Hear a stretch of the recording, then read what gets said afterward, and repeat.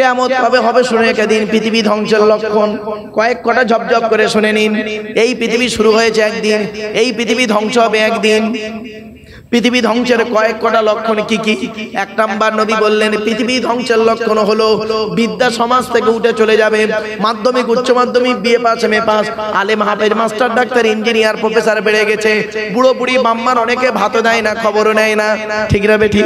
দুই নাম্বার বলা হয়েছে পৃথিবী ধ্বংসের লক্ষণ হলো ওয়ায়ুকসারু জিনা, ব্যভিচার বেড়ে যাবে, ব্যভিচার বেড়ে যাবে। ঘরের ভেতরে এখনো ব্যভিচার চলছে, ঘরের বাইরে এখনো ব্যভিচার চলছে।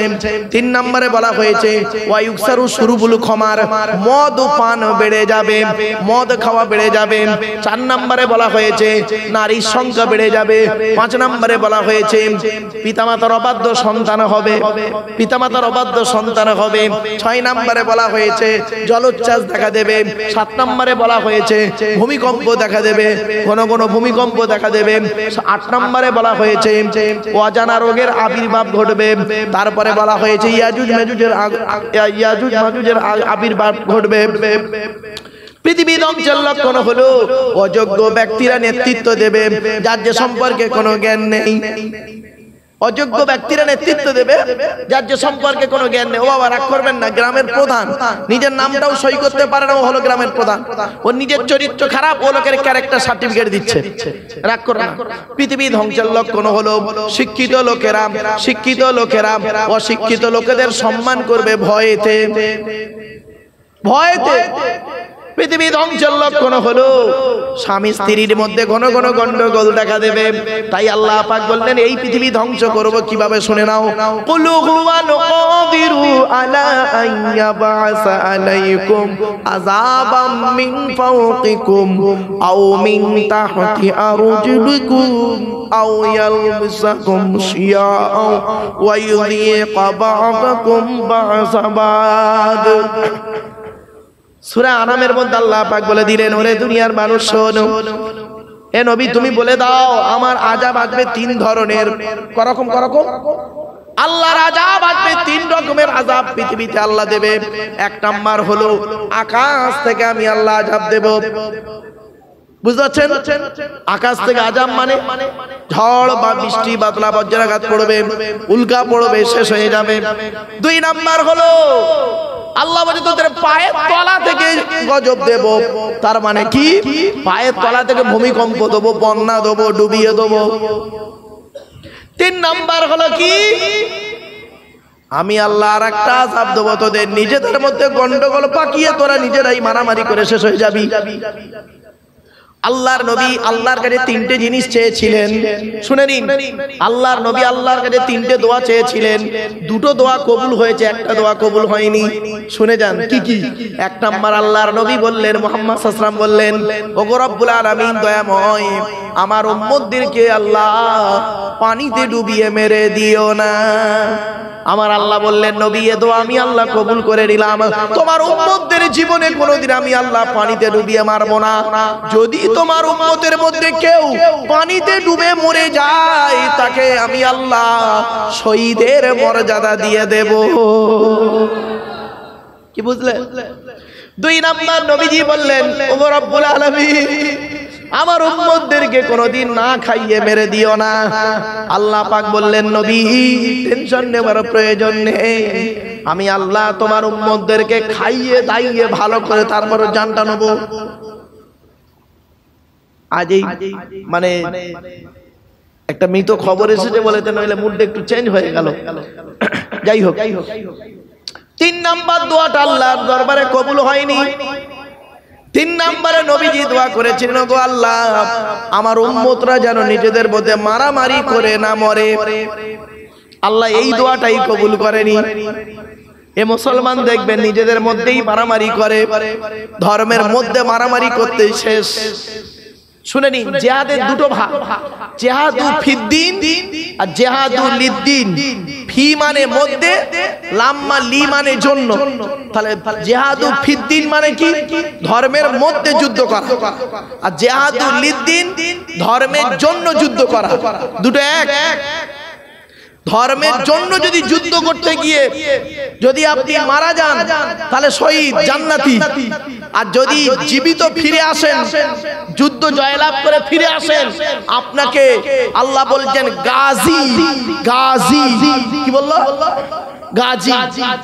তাহলে আপনি যদি ধর্মের জন্য যুদ্ধ করতে গিয়ে মরেন তাহলে আপনি হলেন জান্নাতি শহীদ, আর যদি ফিরে আসেন জীবিত তাহলে গাজী, আল্লাহর কাছে সম্মানিত ব্যক্তি গাজী আপনি একজন।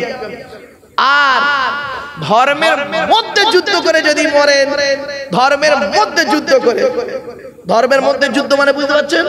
ওই প্রথমেই আমি বক্তব্যতে বলেছি, খেয়াল করছেন না হয়তো, ওই টুপির মারামারি, গোল টুপি, লম্বা টুপি, চারা জামা, ফাড়া জামা, তবলিগ, পুরপুরা, বেরেলি, ওয়াহাবি নিজেদের মধ্যে মারামারি করছে, ও মুসলমান ও মুসলমান, এ ওর কাফের বলছে ওর কাফের বলছে। শুনে রেখে দিই, এই করতে করতে যদি মারা যাও বাবা, হ্যাঁ অনেক দেখবেন এই করতে করতে মরে, নিজেদের মধ্যে মরে, তো মরার পরে দেখবেন যে দলের লোক মরলো ওই দলের লোক শহীদ বলে তাকে সুনাম ডেকে দিল। আল্লাহ শহীদ বলছে না, তুই শহীদ বলে কি করবি? ঠিক না বেঠিক? 6 নম্বর পারা 7 নম্বর পৃষ্ঠার 1 নম্বর লাইন, সূরার নাম সূরা মাইদার মধ্যে আল্লাহ পাক বলে দিলেন, হে ঈমানদার বান্দাগণ, এই কোরআন তেলাওয়াত করতে গেলে, নামাজ শুরু করতে গেলে সর্বপ্রথম তোরা ওযু করে নিবি। ওযুর ফরজ হলো 4টি। কয়টি? ওযুর ফরজ হলো 4টি। 1 নাম্বার হলো মুখমণ্ডল ধৌত করা। বাপেরা ভালো করে শুনে নিন, শিখে নিন, বুঝে নিন, জেনে নিন। ওযু করতে গিয়ে যদি ওযুর কতটুকু ধৌত করবেন শুনেন, মা বোনরা ভালো করে শুনে নিন। এই চুলের গোড়া থেকে নিয়ে থুতনি পর্যন্ত, এখানের লতিকা থেকে নিয়ে অপর কানের লতিকা পর্যন্ত। যদি কারো দাড়ির গোড়া যদি না ভেজে ওযু হবে না। দাড়ি, ঘন দাড়ি যাদের আছে খিলাল করে নেবেন। মা বোনেদের বলে যাচ্ছি ভালো করে ধৌত করবেন। অনেক সময় দেখবেন ওযু 2 রকমের হয়, শীতকালে আর গ্রীষ্মকালে। গরমকালে ওযু করতে গিয়ে কল থেকে আর বাবু ওঠে না, আর শীতকালে কলের কাছে যেতেও যায় না, কোন রকম মুখে মেরে দিয়ে ছুড়ে পালায়। শুনে রেখে দেয়, এই জন্য অনুরোধ করে বলে যাচ্ছি, 2 নাম্বার হলো ওয়াইদিয়াকুম ইলাল মারাফিকি, হাতের কনুইয়ের উপর পর্যন্ত ধৌত করো। 3 নাম্বার মাথা মণ্ডল মুসা করো, ওয়ামসাহু বিরুসিকুম। 4 নাম্বার হলো ওয়ারজুলাকুম ইলাল কাবাইন, পায়ের গাঁটের উপর পর্যন্ত ধৌত করো। ওযু 4টে ফরজ বলে দিলাম। এখন ওযু করতে গেলে পানির প্রয়োজন। ডাক্তারে আপনাকে নিষেধ করেছে পানি স্পর্শ করা যাবে না। আপনি এমন একটা জায়গায় গিয়েছেন পানি পাচ্ছেন না, তখন কি করবে? কোরআন জানিয়ে দিচ্ছে, আমি বলিনি, কোরআন বলছে, ওয়া ইন কুনতুম মারদা আও আলা সাফারিন আও জাআ আহাদুম মিনকুম মিনাল গায়তি আও লামাসতুমুন নিসা ফালাম তাজিদু মা'আন ফাতায়াম্মামু সাঈদান তাইয়িবান ফামসাহু বিওয়ুহিকুম ওয়া আইদিকুম। কোরআন জানিয়ে দিয়েছে। 5 নম্বর পারা 4 নম্বর পৃষ্ঠার সূরার নাম সূরা নিসার মধ্যে আল্লাহ জানিয়ে দিলেন ওযু করতে গেলে পানির প্রয়োজন। যদি ডাক্তারে পানি স্পর্শ করতে নিষেধ করে, যদি কোনো জায়গায় বেড়াতে যান, আল্লাহ কোরআনে বলে দিয়েছেন ওয়া ইন কুনতুম মারদা, যদি তোদের রোগ হয়, আও আলা সাফারিন, অথবা তোরা যদি কোনো জায়গায় বেড়াতে যাস, আও জাহাদুম মিনকুম মিনাল গায়তি, অথবা পেশাব পায়খানা থেকে যদি তোরা আসিস, আওলা মাসতুমুন নিসা, যদি স্বামী স্ত্রী মেলামেশা সহবাস করিস, ফালাম তাজিদু মা'আন, যদি পানি না পাওয়া যায়, ফাতায়াম্মামু, তায়াম্মুম করে নিবি। তায়াম্মুম কিসের দ্বারাই করব আল্লাহ বলে দাও। কোরআন বলছে টেনশন তুই নিবি না, তোর টেনশন মুক্ত করার জন্য আমি পৃথিবীর জমিনে নাযিল হয়েছি। কিসের দ্বারা তায়াম্মুম করবি? সাঈদান তাইয়িবান, পাক মাটি দ্বারা তায়াম্মুম করবি। তায়াম্মুমের ফরজ হলো 3টি। কটা? 1 নাম্বার নিয়ত করো, 2 নাম্বার ফামসাহু বিওয়ুহিকুম, মুখমণ্ডল মুসা করো, ওয়াইদিকুম, হাত মুসা করে নাও। তাহলে ওযু হয়ে গেল, তায়াম্মুম হয়ে গেল। আরেকটা ফরজ বলবো আপনাদের, গোসলের ফরজ। গোসলের ফরজ হলো 3টি। কটা? অনেক লোক আছে গোসলের ফরজ জানে না। 1 নাম্বার হলো কি? গড়গড়া সহ কুল্লি করা। 2 নাম্বার নাকের নরম গোস্ত পর্যন্ত পানি পৌঁছানো। 3 নাম্বার সারা শরীরটা ভালো করে ধৌত করা। এই তিনটে ফরজ আদায় যদি না করেন আপনার সারা জীবন খেয়া সাবান দিয়ে ধুলেও তোমার গোসল নাপাক থেকে পাক হবে না। এই তিনটে ফরজ যদি আদায় করো তুমি পাক হয়ে গেলে ওযু গোসল তায়াম্মুম করে ফেললাম। এবার আমরা কোরআন খুলতে যাব। কোরআন পড়তে গেলে প্রথমে কি পড়তে হয় শুনে নিন। কোরআন নিজেই বলছে, এই পৃথিবীর মানুষেরা শোন, নবাবপুরের মানুষেরা শোন। ঠিক বললাম? মাদ্রাসা পড়া নাকি? হ্যাঁ, নবাবপুর মাদ্রাসা পড়ার মানুষেরা শুনে রেখে দে, আমাকে খুলতে গেলে পড়তে গেলে কি করতে হবে? কোরআন বলছে, ইজা করাতাল কুরআনা ফাস্তাইজ বিল্লাহি মিনাশ শাইতানির রাজিম। 14 নম্বর পারা একেবারে 17 নম্বর পৃষ্ঠা, সূরার নাম সূরা নাহলের মধ্যে আল্লাহ বললেন, ইজা করাতাল কুরআনা, যখন তোরা কোরআন পড়বি, ফাস্তাইজ বিল্লাহি মিনাশ শাইতানির রাজিম, আউযু বিল্লাহ পড়ে নিবি। তাই আপনাদের করজোড়ে বলে যাচ্ছি বাবা, একবার আউযু বিল্লাহ পড়া যাবে? পড়ুন।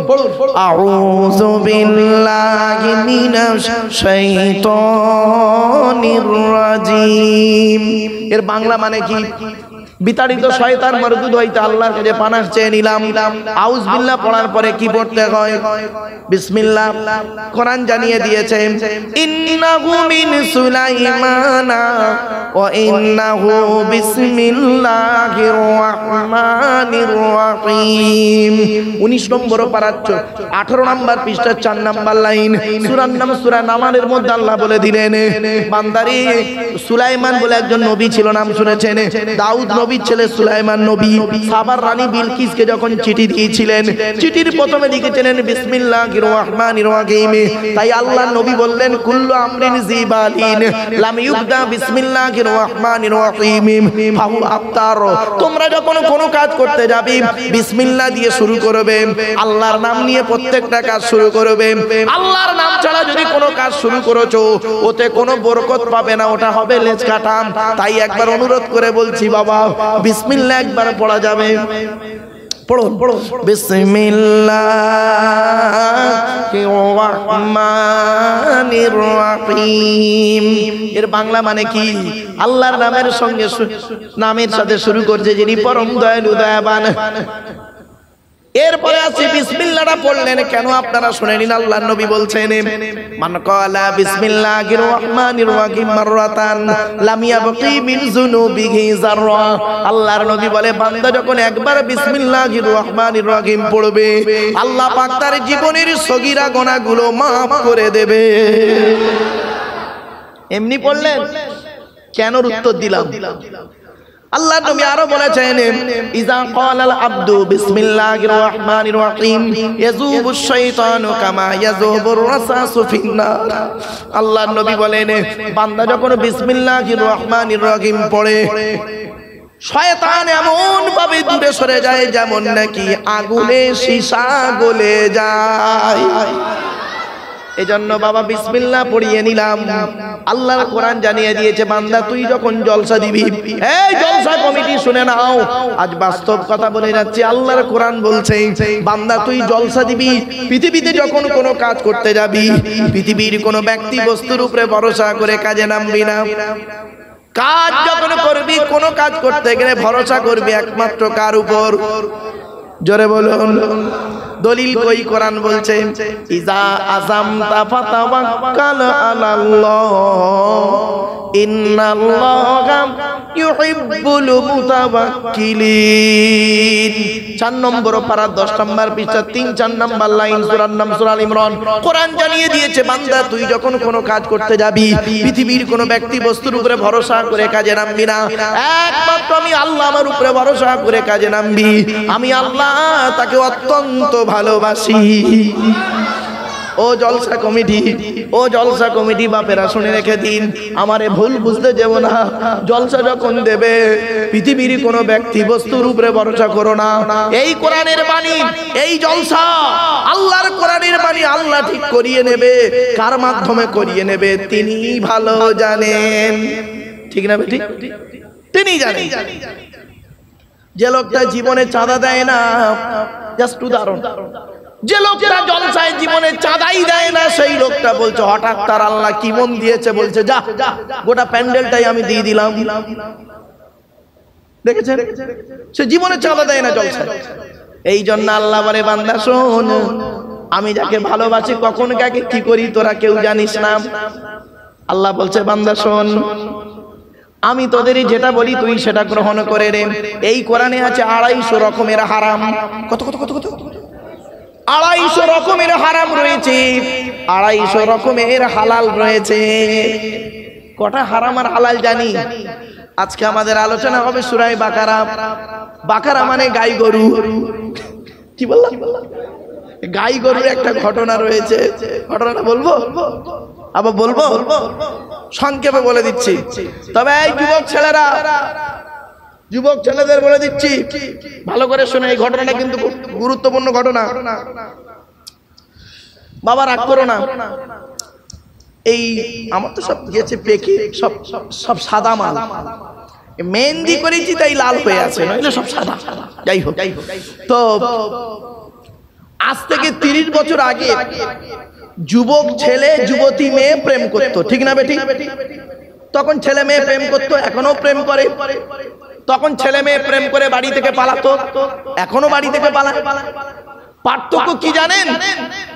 তখন ছেলে মেয়ে বাড়ি থেকে প্রেম করে পালিয়ে গেলে অনেক সময় ছেলের বাম্মা মেনে নিত না, অনেক সময় মেয়ের বাম্মা মেনে নিত না। আবার যখন বাচ্চা কাচ্চা হয়েছে, খবর পেল তোমার মেয়ের অবস্থা খুব খারাপ, মেয়ের ভালোবাসার টানে আবার মেনে নিল 1-1.5 বছর পরে। তখনই যুবক ছেলে যুবতী মেয়ের সঙ্গে প্রেম করত। আর এখন কি হয়েছে শুনবেন, 2 ছেলের মা 4 ছেলের বাপের সঙ্গে পালাচ্ছে। কি আশ্চর্য!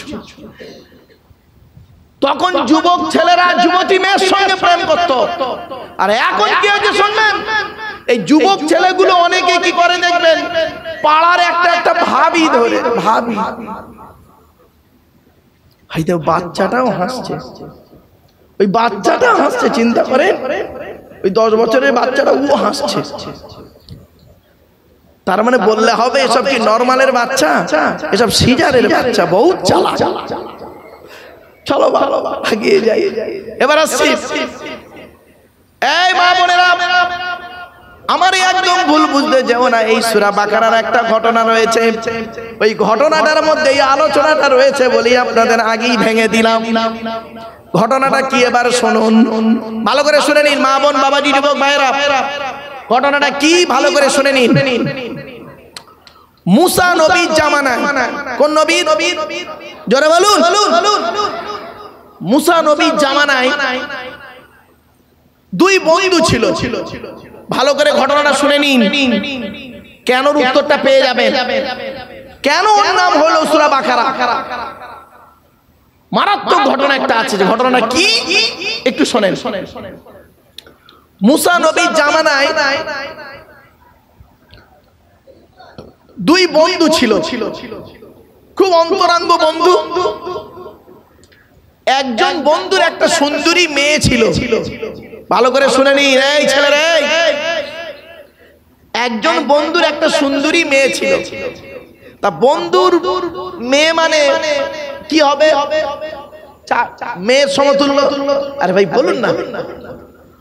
এই বন্ধু বলছে, বন্ধু তোর কাছে আমার একটা আবদার আছে, আবেদন আছে। কি তুই পূরণ করবি? বলছে কি? বলে তোর মেয়ের সঙ্গে আমার বিয়ে দিবি। আচ্ছা এটা কি সম্ভব? বলেন। অসম্ভব। তখন বলছে তুই বললি কি করে রে?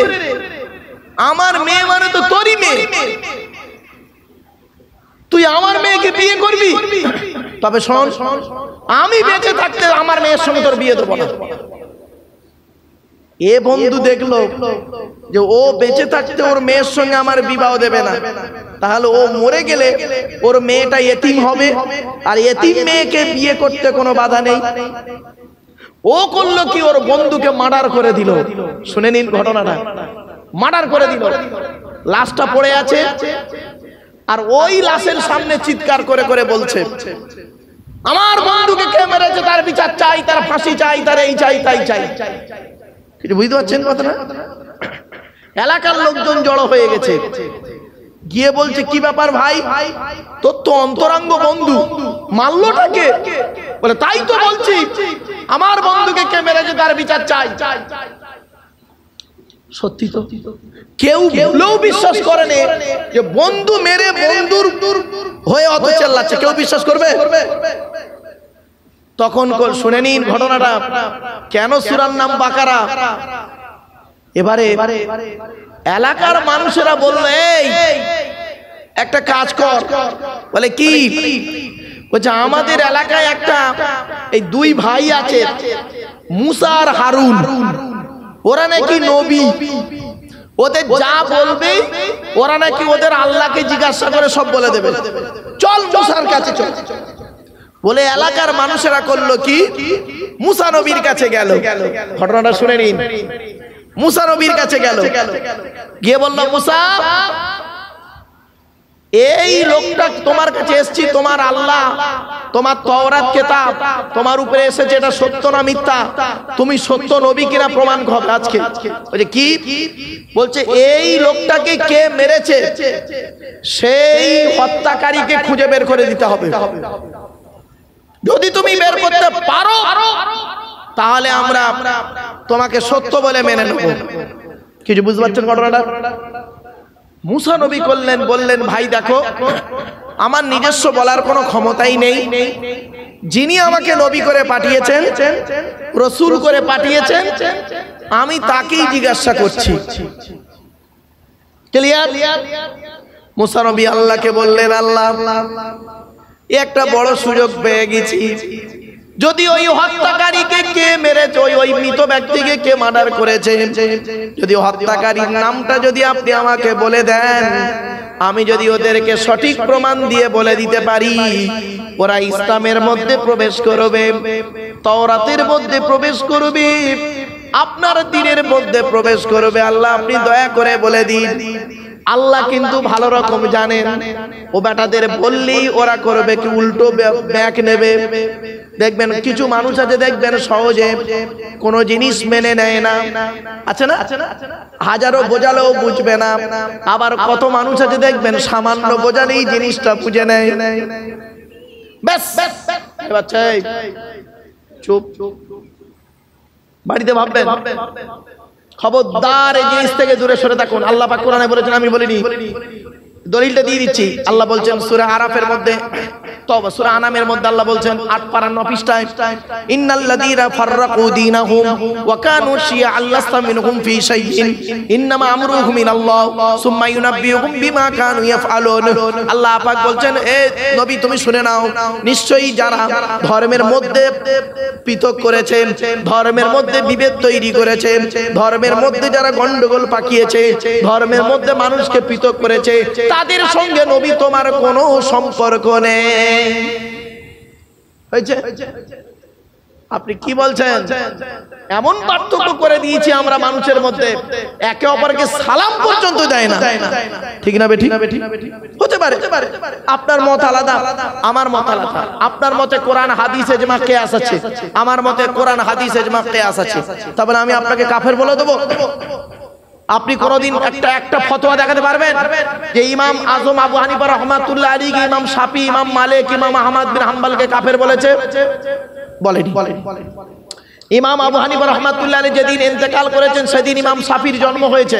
ভালো করে শুনে নিন, ইমাম আবু হানিফা রাহমাতুল্লাহ আলাইহির জন্ম হলো ৮০ হিজরি, আর ইমাম মালিকের জন্ম হলো 93 হিজরি। কিছু বুঝতে পারছেন? আর 150 হিজরিতে ইমামে আজম আবু হানিফা রাহমাতুল্লাহ আলাইহি ইন্তেকাল করেছেন, আর 150 হিজরিতে ইমাম শাফির জন্ম হয়েছে। তো ইমাম আবু হানিফাকে দেখেছে কে? ইমাম মালিক। তো ইমাম মালিককে গিয়ে ইমাম শাফি প্রশ্ন করছে, ইমাম শাফি ইমাম মালিককে প্রশ্ন করছে, উনি তো ইমাম আবু হানিফাকে দেখেননি। ইমাম শাফি তো বলছে, আমার আইতা আবা হানিফা, আপনি কি আবু হানিফাকে কোনোদিন দেখেছেন? ইমাম মালিককে প্রশ্ন করছে। তখন ইমাম মালিক বলছে, আমি এমন একজন লোককে দেখেছি যিনি যুক্তির মাধ্যমে কাঠকে সোনা বানিয়ে দিতে পারতেন। এমন একজন আলেমকে, এমন একজন মানুষকে আল্লাহ পাক আমাকে দেখিয়েছে। ইমাম আবু হানিফা ইমাম শাফিকে কাফের বলেনি, ইমাম শাফি ইমাম আবু হানিফাকে কাফের বলেনি। ইমাম মালিক ইমাম আহমদ বিন হাম্বলকে কাফের বলেনি, ইমাম আহমদ বিন হাম্বল ইমাম মালিককে কাফের বলেনি। তাদের মত ঠিক ছিল, প্রত্যেকেরই মত ঠিক। এই জন্য আমরা বলি চারের মাযহাব, আমরা চারটে মাযহাবকেই সম্মান করি, চার ইমামকেই সম্মান করি। তবে বেশিরভাগ অংশ, বেশিরভাগ মাসআলা, বেশিরভাগ মতামত আমরা একটা ইমামকে বেশি মানি। এই নয় যে ইমাম শাফির মতকে আমরা মানি না, ইমাম আবু হানিফার ইমাম মালিকের মতকে মানি না, ইমাম আহমদ বিন হাম্বলের মতকে মানি না। কে বলেছে মানি না? আপনারা তো জানেন না কিছু। চার ইমামকেই মানি, চার ইমামের মত কিছু মানি, তবে বেশি আমরা অনুসরণ করি ইমাম আযম আবু হানিফা রাহমাতুল্লাহ আলাইহি। আর যখনই আমরা ইমাম আযম আবু হানিফা রাহমাতুল্লাহ আলাইহি নিজেই বলেছেন ইদা সাহাল হাদিস ফাহুয়া মাযহাবি, যদি সহিহ হাদিস যেখানে আসবে ওটাই আমার মাযহাব, ওটাই আমার মাযহাব। আমরা তো সেটাতে গুরুত্ব দেইনি, আমরা নিজেদের মধ্যে কামড়া কামড়ি মারামারি করতে করতেই শেষ। এজন্য অনুরোধ করে আপনাদের বলে যাচ্ছি বাপ, তাই আল্লাহ পাক বললেন কি ওয়াল্লাযীনা ইউমিনুনা বিমা উনজিলা ইলাইকা ওয়া মা উনজিলা মিন ক্বাবলিক। আল্লাহ পাক বলেন যারা ঈমান এনেছে, নবী তোমার উপরে যা নাযিল হয়েছে এই কোরআনের উপরে ঈমান এনেছে, আর তোমার পূর্বে যেগুলো এসেছে তাদের উপরে যারা ঈমান এনেছে। এখানে দুটো দল আছে, একটা অমুসলিম থেকে মুসলমান হয়েছে, মুশরিক থেকে ইসলামে এসেছে, আর আরেকটা দল হলো যারা আগে কোন কেতাবের অনুসারী ছিল, তাওরাত ইনজিলকে বিশ্বাস করত, সেখান থেকে তারা কোরআনের প্রতি ঈমান এনেছে। দুটো দল, বাড়িতে ভাববেন। এরপর আল্লাহ পাক বলছেন ওয়াবিল আখিরাতি হুম ইউকিনুন, যারা আখিরাতকে 100% ইয়াকিনের উপরে বিশ্বাস করে, করার পরে আল্লাহ পাক সার্টিফিকেট দিচ্ছে তারা কারা কোথায় আছে, উলাইকা আলা হুদাম মির রাব্বিহিম ওয়া উলাইকা হুমুল মুফলিহুন। আল্লাহ বলছেন তারা তাদের রবের কথার উপরে রয়েছে, আল্লাহ তাদের হেদায়েত করেছেন, তারাই হলো পৃথিবীর জমিনে আখিরাতে কামিয়াবি। এই জন্য বাপের আল্লাহর কোরআন মোতাবেক জীবন যাপন করুন। মা বোনেদের বলে যাচ্ছি জাহান্নামী নারী হতে যাবেন না। নবীকে একবার জিজ্ঞাসা করা হলো ইয়া রাসূলুল্লাহ, জান্নাতি নারীর পরিচয় কি, জাহান্নামী নারীর পরিচয় কি? আল্লাহর নবী বললেন জান্নাতি নারীর পরিচয় হলো যে নারী স্বামীর সামনে যখন কথা বলবে মাথাটা নিচু করে, চোখটা নিচের দিকে করে, মুচকে হেসে কমল সুরে কথা বলবে। আর সেই স্ত্রীর কথা স্বামীর মনটা যদি গলে যায়, ওই নারী হলো জান্নাতি। এরপরে বলা হয়েছে ওই নারী হলো জান্নাতি যে নারী স্বামীর কোনোদিন দুর্নাম বদনাম করে না, স্বামীর কথা মতো চলে, স্বামীর অবাধ্যভাবে জীবন যাপন করে না, স্বামীর প্রতি ভক্তি শ্রদ্ধা সম্মান করে। শুধু তাই নয়, স্বামী যদি কোনো কারণে রাগ করে, দুঃখ পায়, কোনো কারণে স্বামী যদি দুঃখ পায় বা রাগ করে, ওই নারী যতক্ষণ না স্বামীর রাগ ভাঙাবে ততক্ষণ পর্যন্ত গালে কিছুই দেবে না। ওটা হলো জান্নাতি নারীর পরিচয়। আর জাহান্নামী নারীর পরিচয় কি? ওই নারী হলো জাহান্নামী যে নারী স্বামীর সঙ্গে যখন কথা বলে মেজাজ দিয়ে কথা বলে, কর্কশ ভাষায় কথা বলে। অনেক মা বোন আছে দেখবেন স্বামীর সঙ্গে কথা বলছে কর্কশ ভাষায় মেজাজ দিয়ে। বাপের হয়তো পয়সা আছে, রূপটাও তো সুন্দরী দেখতে, সুন্দরী রূপ আছে বলে স্বামীকে খারাপ চোখে দেখে, স্বামীকে তুচ্ছ তাচ্ছিল্য করে। আল্লাহর নবী বলেছেন ওই নারী হলো জাহান্নামী যে নারী তার স্বামীর সঙ্গে যখন কথা বলে কর্কশ ভাষায় কথা বলে, ওই নারী হলো জাহান্নামী। আল্লাহর নবী বলেন ওই নারী হলো জাহান্নামী যে নারী স্বামীর কথা অন্য পুরুষের সঙ্গে আলোচনা করে, স্বামী স্ত্রীর গোপন তথ্য অন্যের কাছে বিনা কারণে প্রকাশ করে দেয়। 3 নাম্বার হলো ওই নারী হলো জাহান্নামী যে নারী স্বামীর দুর্নাম বদনাম বাজারে করে বেড়ায়। 4 নাম্বার হলো ওই নারীর প্রতি আল্লাহর গজব পড়বে যে নারী বিনা কারণে স্বামীর বিছানা ত্যাগ করে দেয়। কি বুঝলেন? অনেক আলোচনা বাপ, দেখতে দেখতে দীর্ঘক্ষণ আলোচনা করে ফেলেছি। আমি ভেবেছিলাম 1-1.5 ঘন্টা বলবো, প্রায় 2.5-3 ঘন্টা বকা হয়ে গেছে। অসুবিধা হচ্ছে বাবা, চলুন একটু নবীর সামনে দাঁড়িয়ে সালাত ও সালাম পাঠ করবো। ইয়া নবী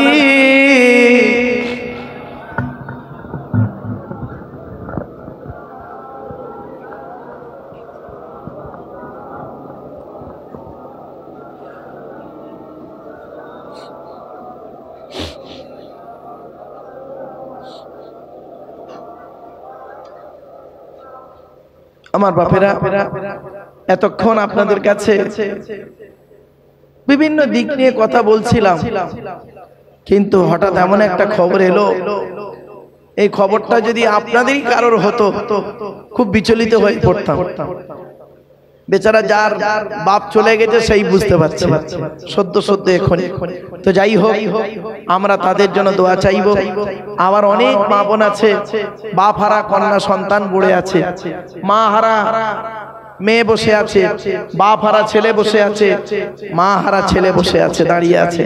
তো আমার বাপেরা আসুন, আমাদের বাম্মার জন্য দোয়া চাইবো, তাদের রুহে মাগফিরাতের জন্য দোয়া চাইবো। তার আগে আমরা নবীর সনে একটু দাঁড়িয়ে বাবা সালাতু সালাম পাঠ করবো। ইয়া নবী সালামুন আলাইকা, ইয়া রাসূল সালামুন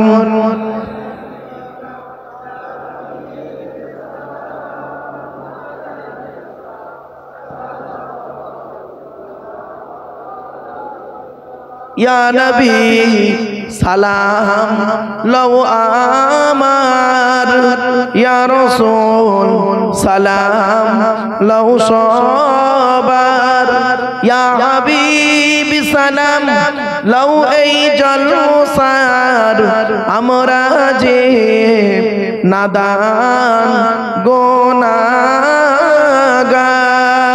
ইয়া নবী সালামুন আলাইকা, ইয়া রাসূল সালামুন, ইয়া হাবিব সালামুন আলাইকা, সালাওয়াতুল্লাহ আলাইকা। সকলে বসে যান। ইয়া রাব্বি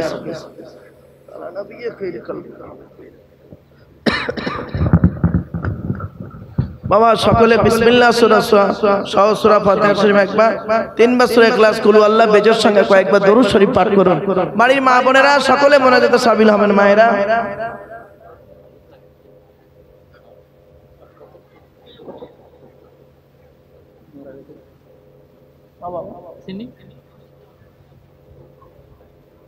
আচ্ছা, তো আবার একটা দিয়ে দাও। বুঝতে পারি, ভুলে গেছি।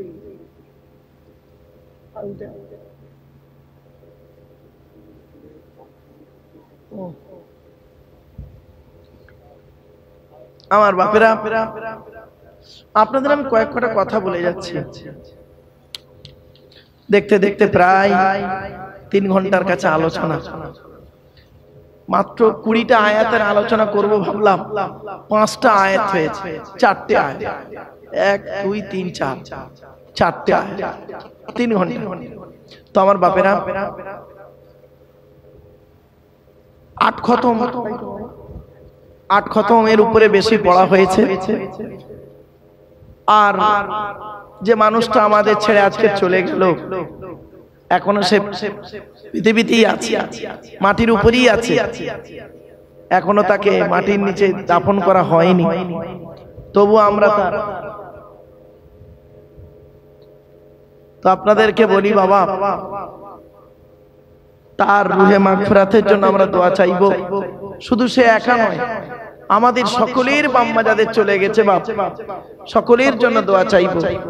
আপনাদের কাছে আমার একান্ত আবেদন একটা, আপনারা নামাজ পড়ুন, রোজা রাখুন, অর্থ থাকলে হজ করুন, যাকাত আদায় করুন, স্ত্রীর হক আদায় করুন, পিতামাতার সেবা যত্ন করুন, ভাই ভাই মিলেমিশে চলুন, প্রতিবেশীর উপকার করুন, ভাই বোনের হক আদায় করুন।